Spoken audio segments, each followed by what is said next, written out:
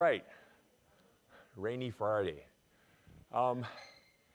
Where things are, let's remind you the problem set 5 is due on Monday. Problem set 6 will be after the next midterm, which is a week from Monday.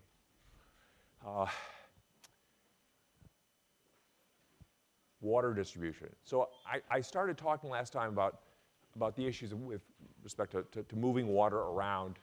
And there are two types of forces that can push on water. I mean, first of all, I point out that water itself, like anything else, can carry momentum and therefore it can be inertial. And if you don't push on it, it keeps going, keeps doing what it was doing. Water, often you don't see this happening with water because water tends to slow down by way of various frictional effects. But if you can get rid of the friction, as I did with a liquid nitrogen on the floor, basically liquids, like anything else, will just keep doing what they're doing, skittle across the floor in a straight line at a steady pace, doing Newton's first law of motion. So water has inertia. If you want to change its motion, if you want to cause it to accelerate, there are two ways of doing that. One of them is by way of gravity, which gravity gives every portion of water its own little portion of weight. And so gravity sort of reaches into the middle of the liquid and pulls on that portion and pulls on that portion. It doesn't have to pay attention only to the surface of the water. It can work, it acts on all the little internal regions of the water, pulling them downward with 9.8 newtons of weight per kilogram of mass. That's one way to pull and push on water, is by way of gravity. The other way is by way of pressure imbalances. So if you have various pressures on the surface of the water, and they're not all equal, then there are going to be patches of that water, regions of it, that are experiencing net forces. Higher pressure on one side, lower pressure on the other is going to be a net force towards the lower pressure. So those two are sort of what you have to work with in trying to move water around. Those kind of forces, pressure imbalances and gravity. And I'm starting the story here working in level ground so that we can sort of set aside gravity until we're ready for it. So when you're just dealing with water, trying to move water around on level ground, and similarly, we're neglecting all the friction-like effects. Those will come. Then you just need to get the water moving. It should move by way of inertia, and then you can slow it down at the end if you want, and so on. You do this all with pressure imbalances. And so where I left off last time was talking about how in the world do you create these pressure imbalances in some interesting way, like for pumping, and how do you pump water under pressure? So this drawing here is showing you the basic idea for sort of the simplest conceptual pump.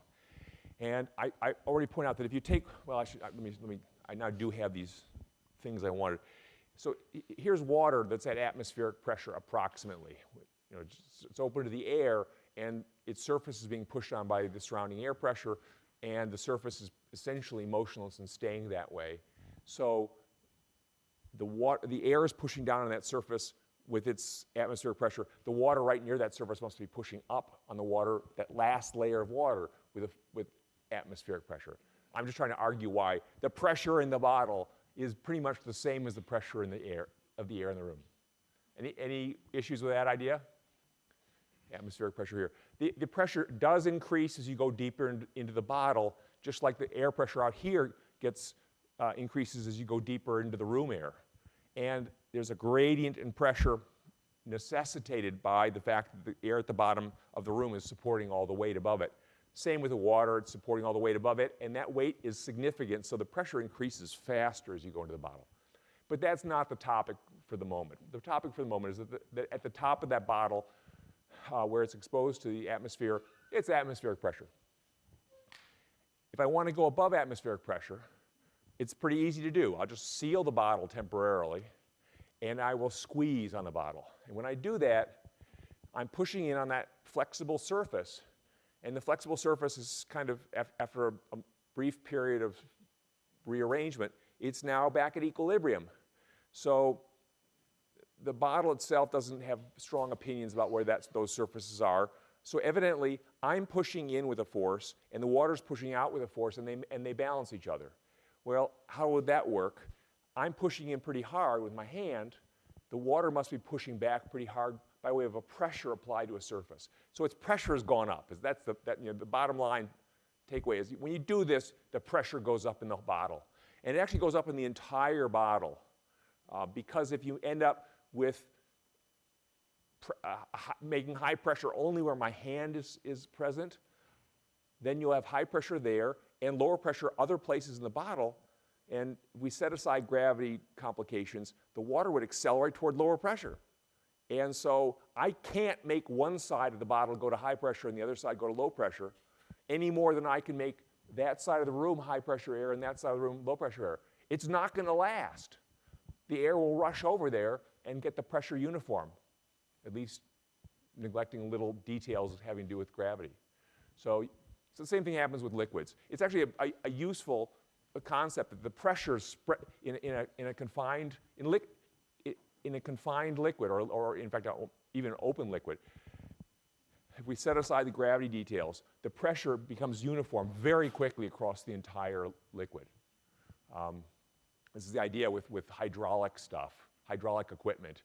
If you pressurize one side of a hydraulic system filled with liquids, you make high pressure there, the pressure has to be high everywhere.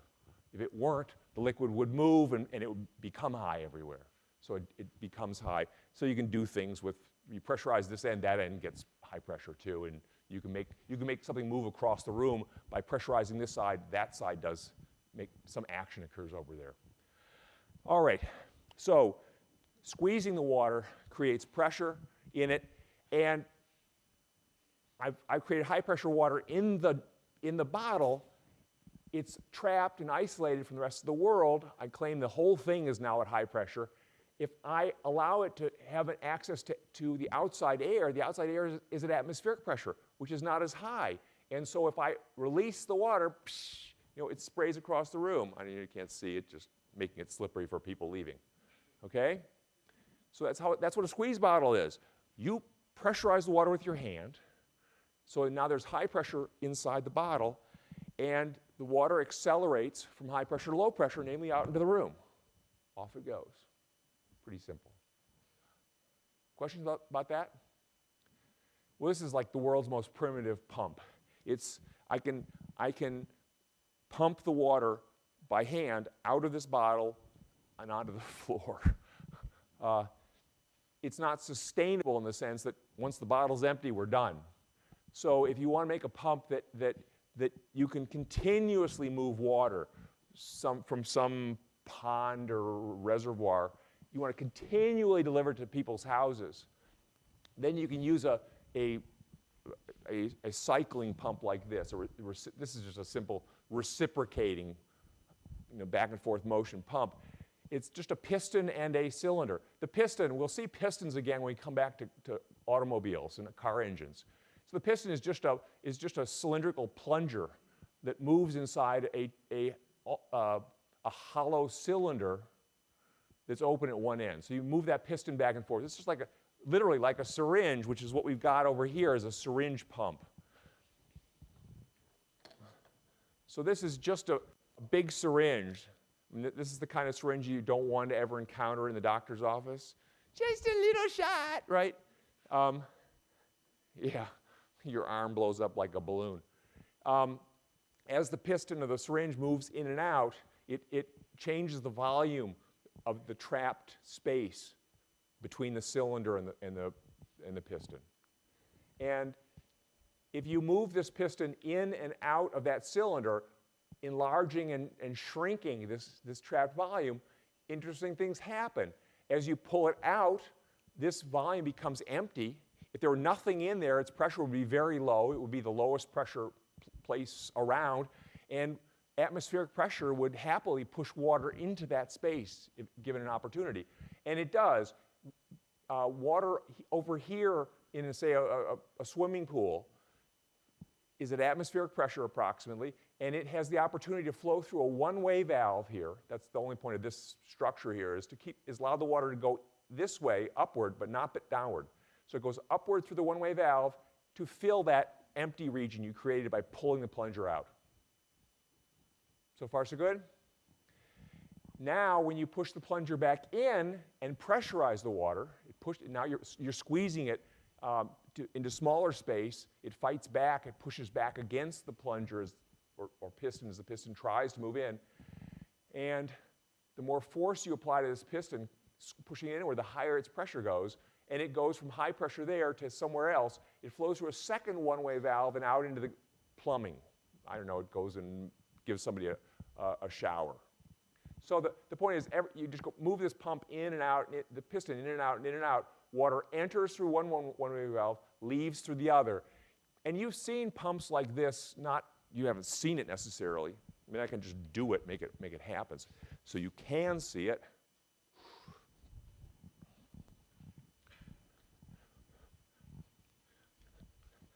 So if I pull the, is it working? Yeah.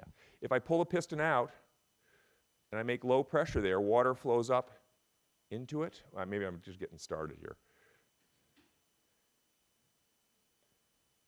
There we go. So now the water's flowing in. It's not attracted by the piston. There's no attractive force that says, water, come toward me. Rather, I made low pressure in that region by opening it, enlarging it. If there were air molecules in there, for example, they're now occupying more space. Their density is going down, so their pressure goes down as well. So now atmospheric pressure is higher, and it pushes the water in. So this pump allows atmospheric pressure to lift water, to push water out of the container and into that trapped volume. And now if I do the opposite, I push the piston back in, I make high pressure water that flows out through that pipe and into the empty container. So I'm refilling it by going to low pressure. Now I'm emptying it by going to high pressure, back and forth. And you'll notice I'm doing work as I do this. I pull out as it moves out. I push in as it moves in, as I push in. That work is important. So any questions about how this little guy is working? It's all water accelerating and consequently moving from high pressure to low pressure. I just let it move to low pressure. I make that the lowest pressure to fill it, and I make it the highest pressure to empty it. And this is sustainable. You have seen these. Those are the pumps when you go to the farm or something like that, or the farm museum, and there's one of those pumps, and it fills your cup. There's a squirt every time you push down on it, and then you lift it up and push down. You're moving up and down a piston pump like this, in and out, in and out. All right. About the work being done, because that is a major point with respect to physics. I mean, so far this is mostly just sort of engineering, although it does involve water accelerating and consequently moving from high pressure to low pressure. When you pump the water, particularly when you are raising the water to high pressure and delivering it out the outlet at that high pressure, that action requires that you push on the piston as the piston then pushes on the water, and the water begins to move out of the container, out of the trapped volume. So the piston is pushing on the water in the direction the water is moving. It's doing work on the water. And those calculations there in yellow are me trying to convey the fact that based on the idea of that work that you do is the force you exert times the distance the thing you push on moves in the direction of your force. That actually, in this context, tells you how much work you do pressurizing and delivering water. I can walk through it, but I'll just sort of say the piece at the end. If you look at this process, you are pressurizing the water, so you're raising its pressure from atmospheric pressure, which is sort of the zero of everyday available pressures. It's not really zero. You can go below atmospheric pressure, but it's hard to be it's hard to do that in general, and it sort of is the ambient background pressure for most things like delivering water. So you start at atmospheric pressure. If you go up 200,000 pascals, so that's 2 additional atmospheric pressure portions. If you go up that much pressure, that's what you're trying to deliver in the way of water. You're trying to deliver water at 2 extra atmospheres of pressure. And you deliver a certain volume of water like that. I would say a gallon, but that's a terrible unit for these kinds of things. A cubic meter. If you deliver a cubic meter of water at at 200,000 pascals, that you can actually multiply the volume of water you deliver. It's not surprising. The energy required to deliver water is proportional to how much water you deliver. That shouldn't be a surprise. It's also proportional to the pressure at which you deliver the water relative to what you started with. So if you in my little story, maybe I'm on a tangent, but if you're trying to deliver water at 200,000 pascals, which above atmospheric pressure, which is like 2 additional atmospheres, and you deliver a cubic meter, that requires that you do 200,000 Newton meters or 200,000 joules of work. It all works out.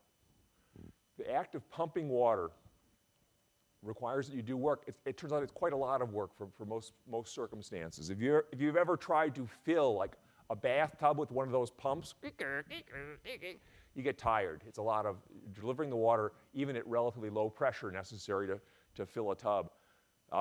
It's big energy. Yeah. Oh, thanks. I'm here talking to myself. Should I go through the four-step equation thing, or are you willing to sort of just?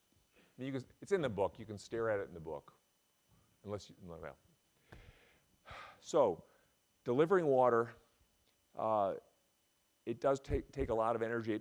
The pumps involved, they're all hidden, well, by and large, hidden from view from you. The water that's delivered to your house and so on consumes a lot of electric power running those pumps, pressurizing the water and then delivering that pressurized water, which involves doing work, is energy intensive. A place where you do see these pumps are at amusement parks.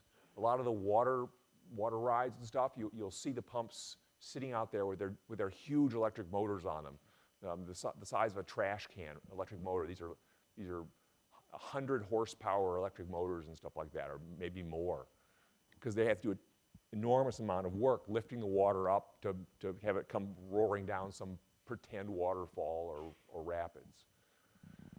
All right? So the act of pressurizing and delivering water takes energy. And that energy, where does it go? Well, if the water is delivered through a pipe and it arrives at your house still pressurized, you can let that water do work on you. Imagine you receive that water, it's under pressure, it pushes on, say, a piston. You can let it run an electric generator or, I don't know, power your air conditioner. That would be a really ridiculous approach. But that water, the fact that it's pushing very hard and it will move with you and therefore do work on you, means the energy comes along with it. And it seems kind of like an energy stored in the water. And so we can describe it as a potential energy. It's a little flaky as a true potential energy. Potential energies are energy stored truly in forces between things. This is energy that's stored in the commitment of the pumping system to keep on. If you use some of the water and therefore extract energy from it, the pumping system will replace that water with fresh pressurized water. So there's a commitment to keep on replacing any energy you use. It's as though it were a real, ordinary potential energy stored somewhere. It's not literally stored in the water you receive. It's stored in the promise of replacement. Is that okay as an idea? So water is going to end up having 3 types of potential energy to work with, or 3 types of energy to work with, not potentials. Shortly, it's going to have gravitational potential energy back. Right now, I'm conceptually thinking along a flat, a town in the Great Plains with 1-story buildings. Everything is flat, no gravity issues, no going up and down hills. But we will end up with gravitational potential energy soon. The 2 other types of energy, which are already present in the story, are kinetic energy. If the water is moving, it carries with it energy in its motion, like everything else that moves. And the other one is this pressure potential energy, the energy that's there and the commitment to replace the water that you use. So energy's got 3 forms, water's got 3 forms of energy to work with, of which 2 are in our current story. So the pressure potential energy, as I said, is unusual because it's in that promise to replace stuff. associated with that promise to replace the water that you use is the idea that nothing is going to change during the course of this story. That is, the water company that's delivering the water isn't going to go out of business and disappear while you're doing this. It really will keep replacing the water. And so if you're going to use pressure potential energy, you have to set aside some of the details of the real world and go to a somewhat idealized situation where the water is forever replaced. And even more so, if you're going to watch the movement of energy through a system, which is what we're going to do, you don't want anybody along the path to be deliberately adding or subtracting energy for some reason. You know, just doing work on the water as it goes by them, give it a little shove. I'm thinking of the marathoners. You know, you're not supposed to reach in there and throw them across the finish line. That is not part of the game. So here, nobody's allowed to do work on the water or have the water do work on them. How do you avoid having anybody sort of interfere with the energy flow through the system? Don't let anybody move. So the stories that I'll tell, at least for starting, are the flow of water. We're going to watch water move through an environment that doesn't move. That is stationary stuff, pipes, and maybe an open swimming pool or something like that, a river, whatever. But the banks of the river aren't allowed to move. The pipes aren't allowed to get wider and shorter. No pumps in the middle of the story. So we're just going to watch the water move through the stationary environment. And the other thing about it is that we're not going to start and stop the water flow, do things like have the water companies just stop pumping. No, that's forbidden. So where I'm going to is we're going to start by watching water move through a stationary environment in what is known as steady state flow. What steady state flow means is that the water, or any liquid, is flowing through the system. Gases also can do this, but gases have a complication in it that you can compress them and expand them. You can change their density, and that makes life a little more complicated. We'll come back to that, but liquids really are the best story for right now. So the liquid is flowing through the system, and not only does the system itself not move, that is, the pipes are motionless, but the water flows steadily, such that a movie of the flow would look just like a photograph, and vice versa. You can't tell time is going by. None of the surfaces, none of the pipes are opening and closing, and all that kind of stuff. And the water itself doesn't start or stop. It just keeps on going. That's steady state flow. So not yet. Now this is steady state flow. I have to keep on going, and as soon as I stop, I ruin steady state flow. Okay? Concentrating on steady state flow makes life easy for us just conceptually to work through what happens as water moves through the system and how it plays with its energy. And in particular, it makes pressure potential energy a perfect concept. It works perfectly. It behaves just like a normal potential energy. So having talked that sort of to death, here's the upshot of that. When water is flowing through a plumbing system that is all on one level, that is, no gravity isn't important. Nobody moves up or down. Its energy can go back and forth between two forms. It's only got two to work with: pressure potential energy and kinetic energy. And that means that if it speeds up and therefore has more kinetic energy, its pressure has to go down because it has to have less pressure potential energy, and vice versa.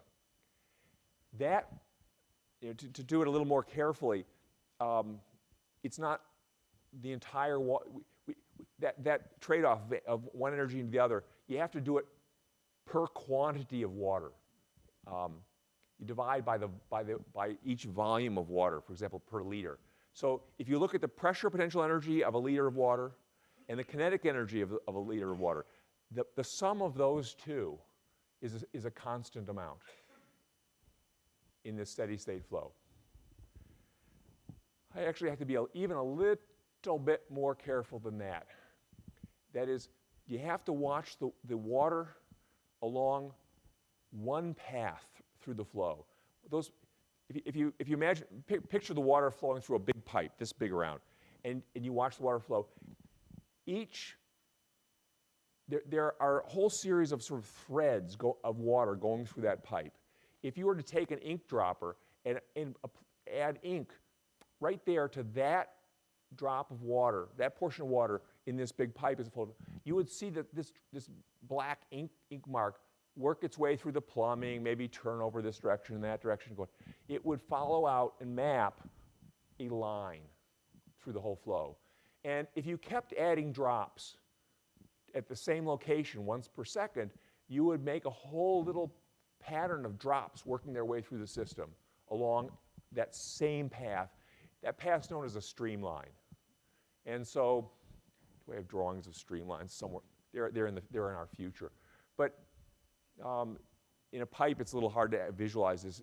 On a stream, if you just have a calm, smoothly flowing little river, and you add ink drops, and you just keep dripping ink, and it'll actually make a little line working its way through the river. And that's a streamline. And if you chose another color of ink and added it to an adjacent region of the water, you might map out a second streamline. There's a whole sheaf of streamlines working its way through the plumbing system. You visualize that? The point of this is then to say that along one of those streamlines, the total energy per drop or per liter in that streamline is constant. It does not change, but because the energy it's got is the energy it carries with it, and nobody around it can do work on it or have work done. So it carries its energy with it, that liter of water. But it can trade off between kinetic energy and pressure potential energy. And that's known as Bernoulli's equation. So you've heard of Bernoulli things and Bernoulli effects and so on. They're all related to this. The idea that if you look at a steady state flow, I mean, it's constrained. You can't do it in every context. You have to be a little careful. Go to steady state flow, where things are not starting and stopping, and the environment isn't moving to add energy or subtract energy. If you watch the flow along one streamline, the energy of that streamline is constant. The energy per drop or per liter is constant, but it can trade off between kinetic and pressure. All right? Just to give you something to get started with, like, okay, so where does that happen? Remember, I'm pressurizing the water when I do this. Pressure, right? And it's the water in the bottle is not going to be moving very fast, ever. But when it goes out that nozzle, it's moving fast. It has converted pressure potential energy that it had in the bottle, and even up here, it's converted it into kinetic energy. So this is an example of approximately steady state flow on an approximately horizontal surface. The falling is after the story, where the water has converted pressure potential energy here to kinetic energy there. I promise that kind of thing had to happen. There it is. It's happening. Another example of the reverse.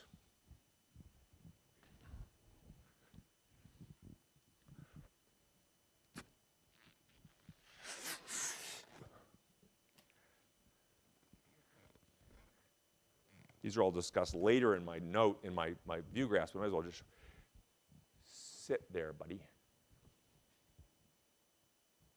It clings to my hand, which is not the topic for this semester. Oh, it's so clingy, I can't. Static electricity is not what I'm trying to convey.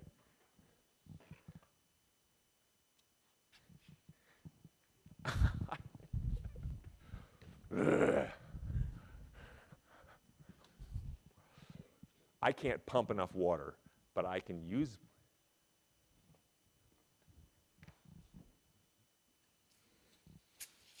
All right, that's what I wanted to see. What pushed the balloon, right? Something exerted a force on that balloon. The something, of course, was water. How does water push on anything? By way of pressure. So if the balloon, which before I sprayed water at it, the balloon was sitting there immersed in pretty much uniform atmospheric pressure, apart from the slight gradient that's responsible for buoyancy. So it's pretty much sitting, the balloon was just pretty much sitting there with uniform pressure all around it. But I sent fast-moving water at it. The fast-moving water, when it hit the balloon, slowed down, which is, we'll come to in detail soon. But as the water slowed down, its kinetic energy went down. What happened to its pressure? You tell me. I mean, maybe let you guys get completely passive. If the energy of the water in approximately steady state flow is, the energy per drop is constant, and I slowed the water down, the balloon slowed the water down, which it did, what happens to the pressure potential energy? Does it go up? Yeah, it make unfathomable. Okay, I have to tell you, you can't. Yes, I sent water pretty much in my desperation to have something work. I sent water at high speed in essentially steady state flow at the balloon. Once the balloon started to move, things are more complicated. But initially, the water was going somewhat steadily, which is good enough, and it was moving fast. So it had a lot of its energy per liter, per drop, per unit of volume, whatever volume you have in mind. I often say liter per drop. It had a lot of its energy tied up as kinetic energy. But once it slowed down at the surface of the balloon, it converted its kinetic energy into pressure potential energy. And despite being out here in the open air, or seemingly so, its pressure did rise above atmospheric pressure. It was briefly the highest pressure in its local world. And so the balloon was suddenly experiencing not a uniform pressure anymore, but high pressure where the water was hitting it.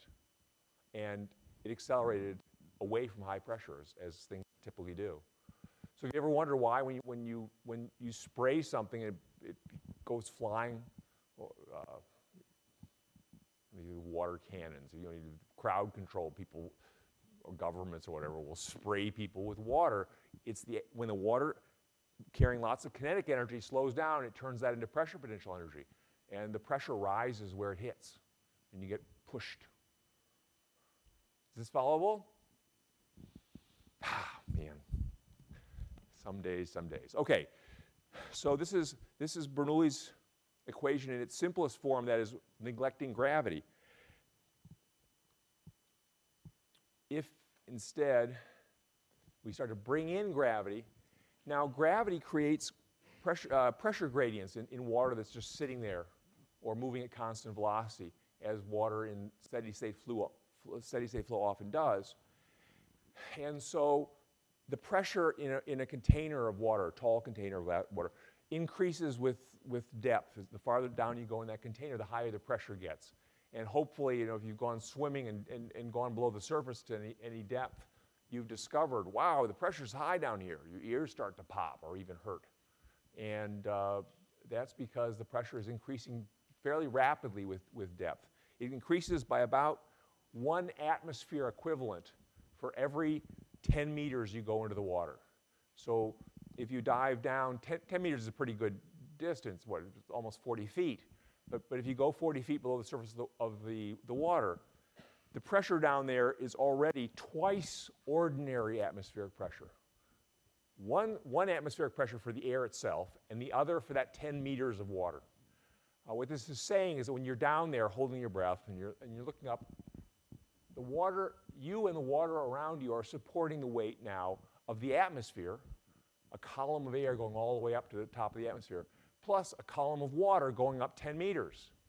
And the weight of those two things are the same. The weight of the entire atmosphere going to the top of the atmosphere, that weighs the same as 10 meters of water going up above you. Each one has a weight.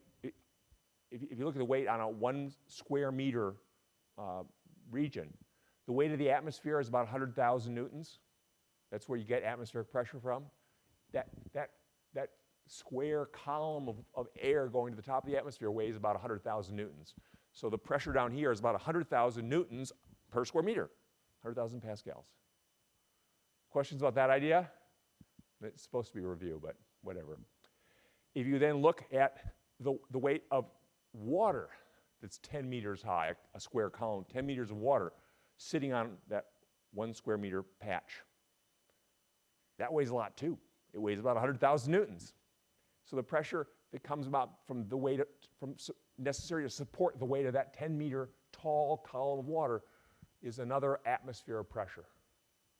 So I'm cavalierly using the word an atmosphere of pressure, but it's jargon that's in common use among people who have to deal with pressures. 1 atmosphere of pressure is the sort of equivalent to the one atmosphere equivalent of pressure. Incidentally, in American units, 1 atmosphere is just under 15 pounds per square inch. Pressures are always force divided by square surface. And in the SI metric system, the surface is a square meter and the force is a newton. In the American system, the surface is a square inch, it's little, and the force is a pound. And 15 pounds per square inch gives you atmospheric pressure. It also gives you an idea, maybe a better feel for how hard air pushes on things. This sheet of paper like this is about 100 square inches, and that means every square inch is experiencing almost 15 pounds of force, so that's about 1,500 pounds of force on this surface. Okay? Anyway, so you go in water, the pressure goes up fast. Every 10 meters you get an additional 100,000 pascals or an additional 15 pounds per square inch of pressure. When water goes up and down in steady state flow, it has to convert energies again. If it goes up, some of its energy is going to get tied up in gravitational potential energy because its altitude is increasing. And that energy has to come from somewhere, and it will come out of either kinetic energy or pressure potential energy. And as it descends, the reverse happens. The energy, the water ends up with less and less of its energy tied up as gravitational potential, and so it's going to have more energy as either pressure potential energy or kinetic energy. All right. Practical issues, and particularly associated with the problem set. When you're drinking from a straw, so just totally familiar situation, right? Am I attracting the water? First, how does it work? Am I attracting the water to my mouth with some attractive force? How many think yes? Good. Nobody says yes. I'll go to C. Is it suddenly weightless and it rises spontaneously? Yeah, this is a tough question. Okay, no votes. How about B? It's pushed upward by a pressure imbalance. Yay, thanks. It's Friday. It's Friday, yeah. Anyway, yeah, it's a pressure imbalance. The pressure at the surface of the water in this bottle, it's pretty much atmospheric pressure, as I've claimed. And so when I put the straw, just dip it in there, the water right there at the bottom opening of the straw is pretty much at atmospheric pressure also. And when I then suck on the top of the straw, what am I doing? I'm removing air molecules from that location. So in doing that, I'm making it so that the volume of air that is still there inside the straw, that volume has fewer and fewer air molecules in it. Its density is going down, therefore its pressure is going down. Now, the water right at the bottom of the straw, there is a little bit of water in there. It's experiencing a pressure imbalance between atmospheric pressure beneath it and less than atmospheric pressure above it where I have removed the air. So that pressure imbalance creates an upward push on that little column of water. It has a very small weight because it's not very tall, and so it accelerates upward. It begins to approach, it starts to rise. As it rises, the weight of the column increases. There's now more and more water in the column. The pressure imbalance is still there. Atmospheric at the bottom, something, let's just say 0 pressure at the top. Let's suppose I'm a really good sucker. There's no pressure at the top. And therefore, the column of water is pushed up by a full atmospheric pressure applied to that little bottom surface, and it pushes up. the water will rise higher and higher, and as it does, its weight keeps increasing. There will actually, in this case, it reaches my mouth long before any problems occur. But if the straw were quite long, then the column of water will get taller and taller, pushed upward by the same pressure imbalance as before. High pressure exerted on the little bottom surface, circular bottom surface, no pressure on the top, same pressure imbalance lifting the water. There will come a point where the column of water weighs as much as the pressure imbalance is willing to push, and we'll reach equilibrium. You okay with the idea that you reach equilibrium eventually? The column just weighs so much the pressure imbalance can't lift it any higher. That occurs when 1 atmosphere of pressure, I mean, assuming you can draw an entire, you can make no pressure on the top, atmospheric pressure difference between 1 full atmosphere at the bottom, 0 at the top, that's able to lift about 10 meters of water. It's the same 10 meters as before. That's the weight of a 10-meter column of water weighs as much as the weight of the atmosphere above that column of water. So the atmospheric pressure is able to lift. Atmospheric pressure is able to lift the atmosphere if there's, it can either lift the atmosphere or it can lift the water, a 10-meter column of water. It's the same forces are doing those two things. In order to lift water in place of atmosphere, you have to get the atmosphere out of it, and you do that with your mouth. You suck the atmosphere effectively away and allow atmospheric pressure to lift water instead of lifting the atmosphere. I don't know whether that's followable, but I'll leave it on the, I'll leave it behind. So when I first started teaching this class, the floor I'm standing on was actually lower. They built this floor up in order to, I don't know, put stuff under it. And in the early days, the distance from here to the catwalk was about high enough that it was hard to lift that column of water with your mouth. So it would be fun to have, as an amusement, we'd have a container of water at the bottom and a really long straw, and we'd see whether somebody could actually lift the water that high. Because in order to do that, you have to create enough of a pressure imbalance that atmospheric pressure down here and whatever low pressure you can create can lift a column of water that tall. And it was just on the edge of what you could do. Now the floor is too high. It's too easy to do it. So, as homework, go get a really long straw. Go to some of my test questions or stuff like, you go to an atrium hotel, and if you're on the 3rd floor of the atrium hotel, and you dangle your really long straw into somebody's drink, you actually can steal it, right? But if you're on the 7th floor, you're going to lose because you suck as good a vacuum as you can. Atmospheric pressure down there is simply not able to lift that drink that tall, a column of drink that tall. It'll go to a certain height and sit there at equilibrium, and you'll turn red and look like a fool. Okay, so word to the wise: book your hotel rooms on the lower floors if you're going to do this trick.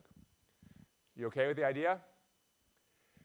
Associated with this, other public service announcement pieces. I mean, that's not a very good public service announcement, but that's, it is what it is. For pumping water out of wells. So some or many of you might even have well water at home or somewhere you know of. The water, there's typically water table. There's a water level underneath the ground. And if you go down there's water, right? And you want to get the water up to your house. Well, if that water level is only 10 feet below ground level, you can stick a straw into it and drink the water, right? You can lift that column of water, you're fine. So you could actually, instead of it being you can put a pump up there at the top that draws initially air out of the pipe. You stick a pipe in there, you put a pump up here, and you just make it an automatic suction system. It sucks the water up, and then it delivers to your house. So if you have if the water level in your ground is very near the surface, you can do this. You basically can use the same principle as drinking from a straw to get the water to come up to you. That's my point here so far. But what if the water level is 100 feet down, which it typically, frequently is? You can't use the suction principle to get the water to come up to you.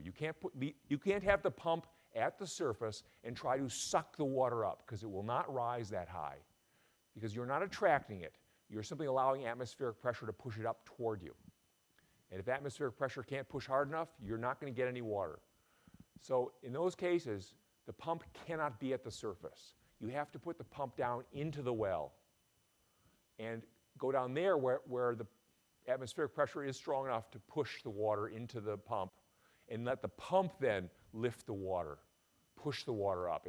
The pump can make as high a pressure as it likes, and it can lift a column of water as tall as it likes. But you can't use atmospheric pressure to lift it to you if the column is too tall. So if you install a well in your house, if you've got a shallow water table, you can have the pump at the surface. If you've got a deep water table, you have to get a submersible pump or a pump that goes down into the well and lifts the water from down there, pushes it up. Is that okay? I mean, hopefully this is familiar to some of you guys. You know, where's the pump? Well, it's not up here at the surface. It's down there in the water. All right. Yeah. Okay, so this is Bernoulli's equation when we take into account gravity. The energy in a drop of water, or a liter of water, moving along a streamline in steady state flow, is the sum of its three types of energy: pressure potential energy, kinetic energy, and gravitational potential energy. And along a streamline, it remains constant. So you can watch a streamline moving through a very complicated plumbing. As long as nothing moves, none of the plumbing moves, and as long as the flow is steady, then along a streamline, the energy is just going between these three forms. And in total, it remains constant. And there are actually 6 ways the energy can change form, right? It can go from pressure potential energy to kinetic, from kinetic to pressure potential, from pressure potential energy to gravitational, and so on back and forth. And they're all interesting, I mean, at least to me. Let me show you the energy transformations. I have demonstrations for this, but they're not out here today. I'll bring them out next time. When water goes up a uniform pipe, by uniform pipe I mean a pipe that's say 1 inch in diameter, and it goes up and it's 1 inch in diameter the whole way. Don't let it get narrower or wider yet. When water goes up that pipe, it can't speed up or slow down. And the reason it can't speed up or slow down is because water, as I said the other day, is incompressible. You can't pack it tighter, and you don't really want to open it up and make it bigger. You'll leave gaps in it. So when water is flowing through a uniform pipe, it has to move at the same speed all the way through the pipe. Otherwise, it creates traffic jams or vacancies in the water. So if it's moving at constant speed, its kinetic energy doesn't change. So the only thing it can play with then is it can play with its pressure potential energy and its gravitational potential energy. And that it does. As it rises in this uniform pipe, it needs more gravitational potential energy, so its pressure potential energy decreases. And this is familiar. The pressure gets less and less as you go higher in a building, in plumbing. The 87th floor, in a simple plumbing system, which you don't have in a skyscraper, the pressure's terrible up there at the 87th floor and ginormous down in the basement. As water descends through a uniform pipe, it's giving up gravitational potential energy, so its pressure potential energy rises. So water coming down, going lower and lower, develops more and more pressure. And as I'm saying these things, it's one thing to be worrying about in your house, but this involves an entire city. The city's water supplies, as the water goes up the pipes to the top of a hill, it loses pressure. As the water comes down the hill to the valley, it gains pressure. The engineers building the water supply have to take this into account. Otherwise, like, the people on the top of the hill won't get any water to speak of, and the people down in the valley will get holes drilled in them by the water coming out of their showers at too high a speed. There are 4 more energy transformations to worry about, and we'll worry about them on Monday.